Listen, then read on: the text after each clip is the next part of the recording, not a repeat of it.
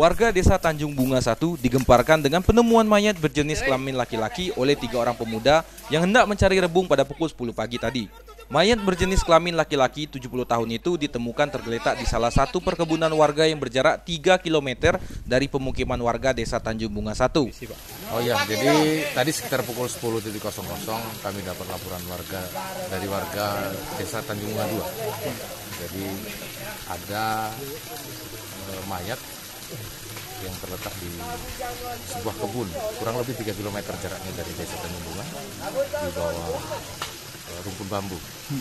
Jadi setelah kita lakukan cek TKP, kemudian diolah TKP, betul ada penemuan mayat seorang pria yang diduga merupakan warga atau kerabat orang tua warga dari Semelaku 3. Rebung? Ya.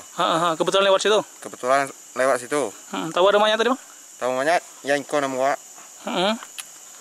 Dia kau nyari rebung. Pas ketemu tadi, mana tadi?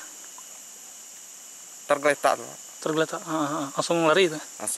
Lari. Mayat yang bernama Sandi Harjo, warga dari desa Semelaku 3 yang dilaporkan meninggalkan rumah dan belum pernah pulang sejak tanggal 12 Desember 2020.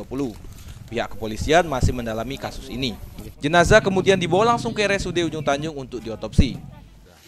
1 minggu yang lalu, atau tepatnya tanggal 12 Desember, dilaporkan meninggalkan rumah dan belum pulang hingga saat ini ditemukan yang bersangkutan ditemukan di perkebunan. Kalau itu siapa dari? Ya, untuk sementara ini setelah olah TKP ini rencananya jenazah akan dibawa ke rumah sakit untuk dilakukan pemeriksaan mayat untuk menentukan apakah ada atau tidaknya tanda-tanda kekerasan di tubuh korban. Dari lokasi, Rega Saputra, Lebong TV melaporkan.